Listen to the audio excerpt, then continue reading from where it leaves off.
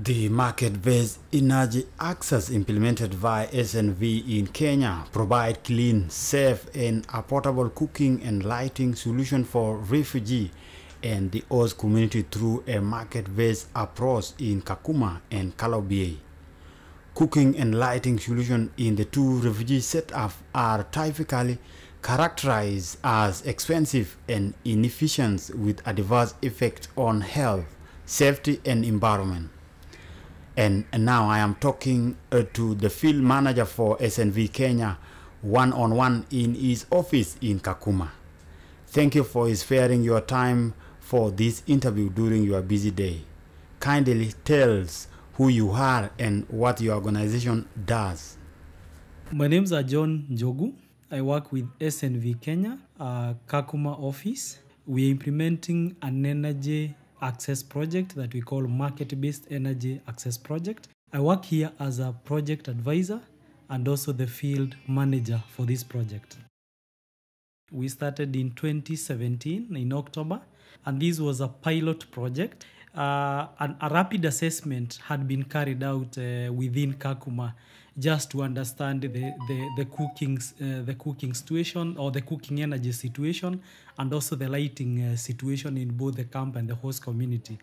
And this rapid assessment helped to unravel the situation, and it shows that Kakuma market, as I may call it, has an aspect or has a potential of developing an energy market. This is because we know from the refugee settings that people within the households in Kakuma community, they've been getting energy products, both cook stoves and firewood and even lighting products from donations, that is from UNHCR and the other agencies. But this rapid assessment showed that after getting these products and once they have expired, they go to the market to look for replacements. For instance, if they get a stove during the arrival by Rocado, then if the stove's expired or it's broken, they go to the market to look for what we call a Kenya ceramic jiko, KCJ. Then for lights, the assessment showed that most of them were in darkness. In darkness, I mean they were lighting their houses using torches from dry cells, using candles, using paraffin lamps and all that, which we know they are not very clean and not really good to the environment. So it showed that some of them were also looking for solutions from the market, either looking for simple, cheap solar products, and those ones you cannot say they are standard because these are the ones that are sold by the mobile traders or the hawkers from Nairobi. And then they were also looking for light from private generators, the diesel generators from within the within the refugee camp. I can imagine the challenges you are going through, how difficult it is to change the attitude from being given to buying, because I see you are not using humanitarian approach.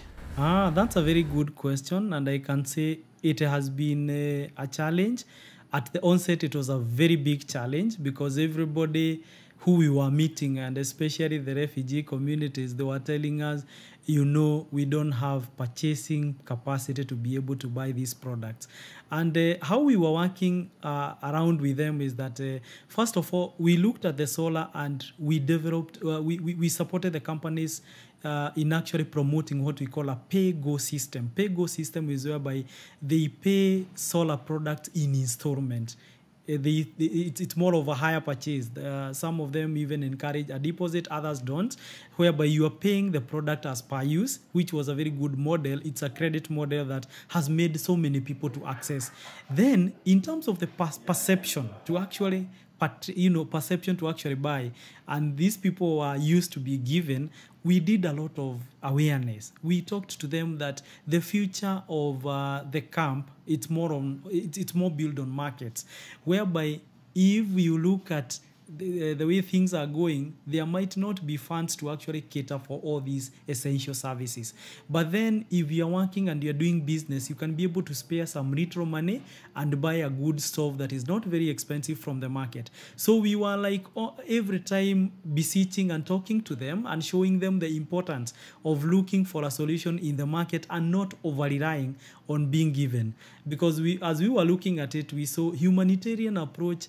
Yes, it is very good, but not sustainable in the long run. And that's why we've been able to carry a lot of campaign drives, a lot of outreach, even through the radios and through the other channels, just to ensure that people are able to embrace this market approach. That means you have to get some money, you have to work, you have to get some livelihood options, then be able to buy the product of your choice. What do you mean by clean energy? That's a very important question. And now that we always talk of being in the clean energy that we are promoting means you are looking at the entire concept of clean, whereby you have less smoke. We normally like to break it down in a word people can understand, because when you talk about emission is a bit of a bigger word. But smoke, we mean that you are reducing the amount of smoke that the devices for cooking or the stoves themselves are releasing to the environment. So you are talking about having a stove that releases less or no smoke. And then we are talking about even fuel that does not have smoke or releases, very minimal smoke to the environment. For instance, looking at firewood, we know firewood has a lot of smoke. And we know when you're cooking with 3 open fire or three stone fire, when you look at it, it's very open and you're releasing a lot of smoke to the environment. It's actually endangering the species in the environment. But then there are ways to go around that, and there are ways now to advocate for clean cooking in this. Getting a good device, even if it is a firewood stove, that can reduce that smoke is one way to promote clean cooking. Another way is to embrace an improved cook stove, even if it is more of a whether it is a charcoal stove, whether it is a firewood stove, but then it's an improved one that releases less emissions or less smoke. The other way that we've been thinking is actually embracing the modern cooking technology or solutions by either having the e-cooking, which is electricity cooking, which we know we are very far from it, bearing in mind we are not connected in Kakuma. Then the other way we are thinking is introducing other alternatives. The liquefied petroleum gas, that is the LPG or cooking gas, is another way of reducing the smoke in the environment. And then there's an interesting one about bioethanol that we tried. Actually, bioethanol is also very clean. So we've been looking at, even if you're cooking with biomass, how do we reduce the smoke that is being emitted? So clean cooking talks about reducing the emissions, reducing the smoke that is going to the environment, and also reducing the smoke that is within your household. We call it household air pollution. That is the smoke that is within your cooking area, within your kitchen, that has been a killer to so many women, to so many children, and I can say to so many people within the community. What are the advantages and disadvantages of using energy product in Kakuma and Kalabi refugee setup to human and environment? Okay, let me start with the advantages, and I can start with the solar lighting. I'll say the advantages with solar lighting. Number one is that it's more convenient and very. I'll say it's more convenient. It is also silent. It is not noisy. Looking at when you're using diesel generator and the amount of noise that is coming from that generator, it makes your environment, very noisy. But for solar, is a bit quiet, is a bit convenient, and then your environment is also very smart when you're using it. Then number two, it has savings. Look, when you compare the amount of money that people used to buy kerosene to power their lamps, and looking at the solar that you're going to pay, you invest in you invest in the product. Initial investment is high, but then over the years, you're going to save a lot of money, because you're not, like replenishing the fuel, or you're not replenishing what you're using. You're not paying like electricity. You've already paid for in the product. So you save a lot of money that you can put this money elsewhere. The other thing I can say about solar lighting is that we are also going green, and we are also going clean. The reason why I look at those two concepts, it's because looking at solar, it has it has no emissions to the environment. At what have we done to the environment? can you imagine 100 people who are using kerosene lamps, and all of them convert to solar? When you aggregate those emissions by all those lamps, it tells you you've done something to the environment. So what you've done is that you've improved the environment in terms of reduction of the emission gases that are going to the environment. So I think basically those are some of the advantages of embracing solar. And I think some people also feel you've gone technology when you're using solar. So it's also another way of saying I've gone high tech as a family or as a community. The disadvantage, and I wouldn't like to look at it as disadvantage. People talk about the products being a bit expensive, but then we've been able to go around by having payment models that are within their reach. I think that is something that we are discussing with all the companies, and even onboarding new companies with cheaper quality products that people can access. Let me look at the stoves. The stoves advantages are many. In fact, for the stoves, you can say it's advantage after another. Because look at when you are cooking with an improved cook stove, number one, you save fuel. You save fire. You save fuel. You save the money, the budget for fuel. So that one means you have some savings within your pocket that you can be able to put them elsewhere. Then the other thing, just like solar, and this is more because we know emissions from cooking, they are higher than even lighting. So you're making your environment clean, and you're reducing the chronic diseases within the family. You're also reducing the the chances of people contracting those diseases, and then you're also reducing the burden, the treatment burden of the family. So you'll also be saving you also be making some savings in a way. And then number two, you're also doing something to that family, because all that money was being spent there, you'll put them in alternative or maybe different food options that they can buy.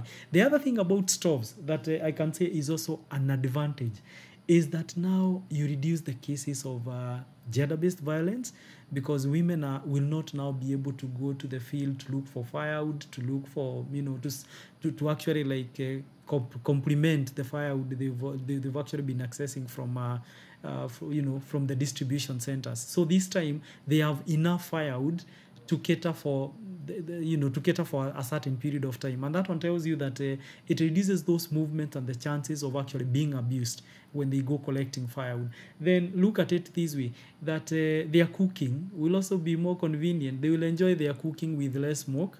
They'll be a happy family, and happy family means that you can be able to reduce instances of conflict within that family.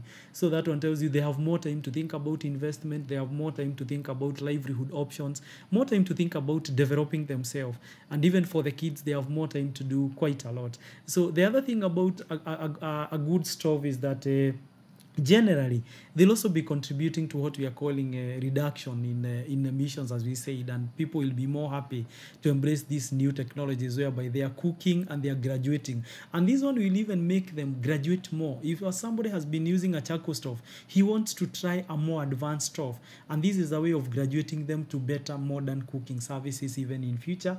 And they are also on path to trying new innovations within the cooking. I think basically those are some of the key advantages. I'll say yes, disadvantages in terms of cooking. We know, yes, we cannot say we've reached a point whereby we are going to to do away with biomass. Biomass is firewood and even charcoal. We are still at that stage, but then I can say is that even as we go on towards embracing new technologies,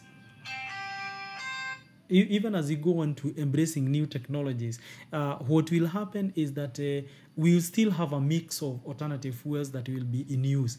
And then another advantage I forgot to mention is that the more you're embracing the new technology in cooking or clean cooking, the more you are reducing the deforestation outside there, because people are cutting trees, forests, so that they can burn charcoal, and even for firewood. We've seen trucks going in the camp, for the last few years. So I think these are some of the things that I can say really help. Does the human activity like cutting down of tree, production of circles, and also other things that human being does, or the refugee and the host community does here in Kakuma and Kalobi, contribute to the climate change or global warming? I'll say yes to a greater extent, because look at the firewood, and every time we talked about cutting down of trees, and the moment you're cutting a tree and you're not planting a new one, we know the effect a place, a bare ground has in terms of the climate. So every time people are cutting down trees, burning charcoals, burning firewood, releasing those emissions we are talking about, or the smoke, what is happening is that we are also contributing to the to the global warming, and it's actually contributing now, has negative effects to the climate. So it is doing something negative to the ecosystem. You can imagine from maybe early 90s, when the camp was not there, this place had a higher forest coverage. Turkana had higher forest coverage. But over the years, because of the deforestation, things have changed. We've seen seasons whereby it's not raining here. We've seen seasons whereby we have erratic rainfall patterns. So that one tells you that it has really been contributing to that. And this one you attributed to the cooking that is going on, because basically the firewood that is harvested goes to those stoves. It's being used for cooking. So I can say that it seriously contributes to that. Probably what we might have at this level, we might not have at this level, is at what percent is it contributing. But I think as we go on as stakeholders, as the people within this sector, it will be possible, even together with the minister and policy makers, it will be possible to actually get to understand to what extent does unclean cooking contribute to the issue of the climate change. Yeah, thank you so much, John Jugu, project advisor and field manager for SNV Kenya. Thank you for this opportunity. Happy that at least we could get an opportunity to showcase or to tell people what we do as SNV in this work that we are doing in the clean energy sector. We have come to the end of our interview on the market-based energy access aim to promote market-based access to clean cooking and solar-powered solution in Kakuma Refugee Camp, Kalabwe Integrated Settlement, and the Oz community. And thank you once again. I am Makune Denza. Back to our presenters in Sikika Studio.